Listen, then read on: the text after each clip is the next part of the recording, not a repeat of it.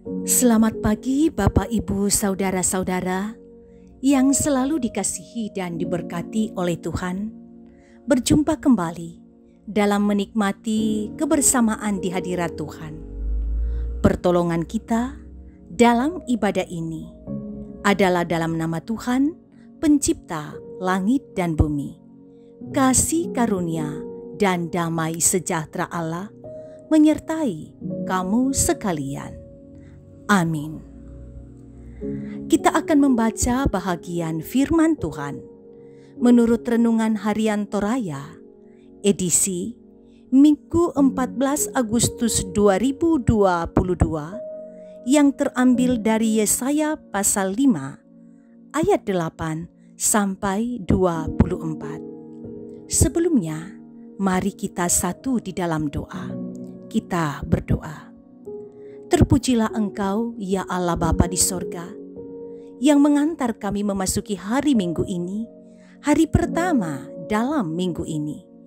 Adalah indah bahwa Engkau melayakkan kami menghampiri Engkau dalam hadirat-Mu dan bahwa kami akan membaca bahagian firman-Mu.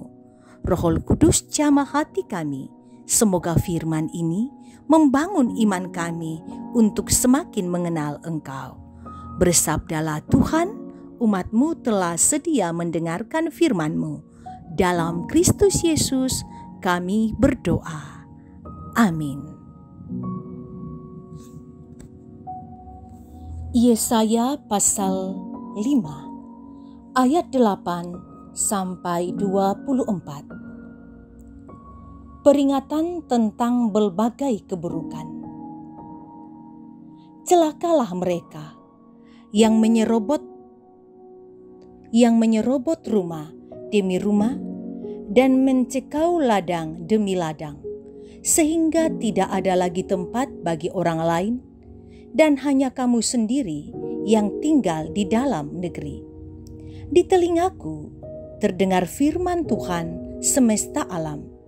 Sesungguhnya banyak rumah akan menjadi sunyi sepi, rumah-rumah yang besar dan yang baik tidak akan ada penghuninya. Sebab kebun anggur yang luasnya 10 hari membajak akan menghasilkan banyak 1 bat anggur, dan 1 homer benih akan menghasilkan hanya 1 eva gandum. Celakalah mereka yang bangun pagi-pagi dan terus mencari minum keras dan duduk-duduk sampai malam hari, sedang badannya dihangatkan anggur.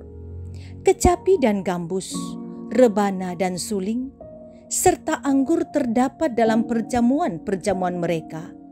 Tetapi perbuatan Tuhan tidak dipandangnya, dan pekerjaan Tuhan tidak dilihatnya. Sebab itu umatku harus pergi ke dalam pembuangan, oleh sebab mereka tidak mengerti apa-apa. Orang-orang yang mulia akan mati kelaparan, dan halayak ramai akan menderita kehausan. Sebab itu dunia orang mati akan membuka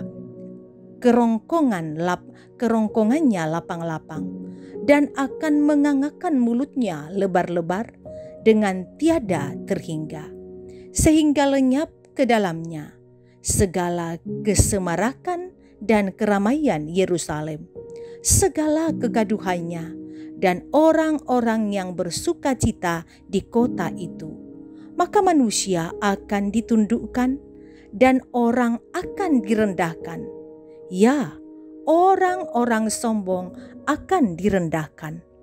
Tetapi Tuhan semesta alam akan ternyata maha tinggi dalam keadilannya, dan Allah yang maha kudus akan menyatakan kekudusannya dalam kebenarannya. Maka domba-domba akan makan rumput di situ seperti di padangnya sendiri, dan kambing-kambing akan mencari makan dalam reruntuhan gedung-gedung orang kaya. Celakalah mereka yang memancing kesalahan dengan tali kedustaan, dan orang seperti dan dosa seperti dengan tali gerobak, yang berkata, "Baiklah Allah, lekas-lekas dan cepat-cepat melakukan tindakannya, supaya kita melihat, dan baiklah keputusan yang Maha Kudus, Allah Israel datang, mendekat, supaya kita tahu. Celakalah mereka yang menyebutkan kejahatan itu baik, dan kebaikan itu jahat, yang mengubah kegelapan menjadi terang, dan terang menjadi kegelapan, yang mengubah pahit menjadi manis, dan manis menjadi pahit. Celakalah mereka yang memandang dirinya bijaksana, yang menganggap dirinya pintar. Celakalah mereka yang menjadi jago minum dan juara dalam mencampur minuman keras, yang membenarkan orang fasik karena suap, dan yang memungkiri hak orang benar. Sebab itu, seperti lidah api memakan jerami, dan seperti rumput kering habis lenyap dalam nyala api, demikian akar-akar mereka akan menjadi busuk, dan kuntumnya akan beterbangan seperti abu. Oleh karena mereka telah menolak pengajaran Tuhan semesta alam, dan menista firman yang Maha Kudus, Allah Israel. Amin. Tema renungan kita ialah, dengarlah peringatannya, berangi tu pak pakilalanna. Saudara, konsekuensi terhadap sebuah pelanggaran adalah hukuman. Jika tidak demikian, maka orang akan semakin bebas melakukan kehendak hatinya. Persoalannya adalah banyak orang yang sudah tahu bahwa yang dilakukan adalah pelanggaran, namun tetap saja melakukannya. Bahkan tidak sedikit orang yang telah mengalami hukuman karena pelanggaran, namun ketika ia sudah bebas, kembali lagi melakukannya. Bangsa Israel dikenal sebagai bangsa pilihan Allah, sebagaimana yang dijanjikannya kepada nenek moyang mereka. Dalam perjanjian Allah kepada mereka, telah ditetapkan ketetapan-ketetapan yang harus dilakukan dan ditaati. Kepada mereka juga telah ditegaskan tentang konsekuensi yang akan diterima jika mereka tidak taat kepada ketetapan Tuhan.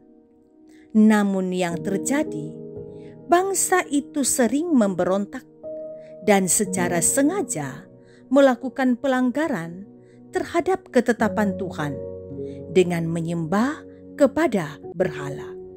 Untuk itulah Yesaya diutus untuk memperingatkan mereka, dan bahwa Yesaya menyebutkan sebagai orang celaka.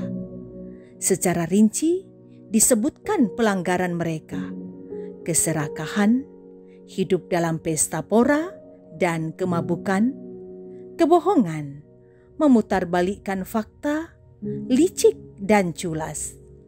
Sebagai konsekuensi pelanggaran mereka, Tuhan dengan tindakannya yang adil menghukum mereka melalui pembuangan ke Babel.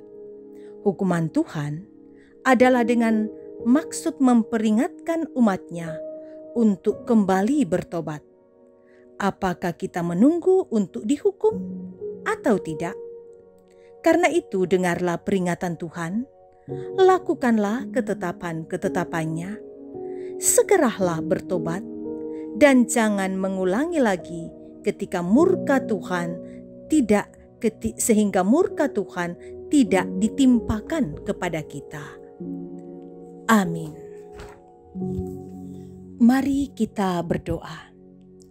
Mungkinkan kami Tuhan untuk selalu mendengar akan perintah dan ketetapan-Mu, maka kami akan hidup dibenarkan Tuhan, dan penghukuman itu dijauhkan daripada kami.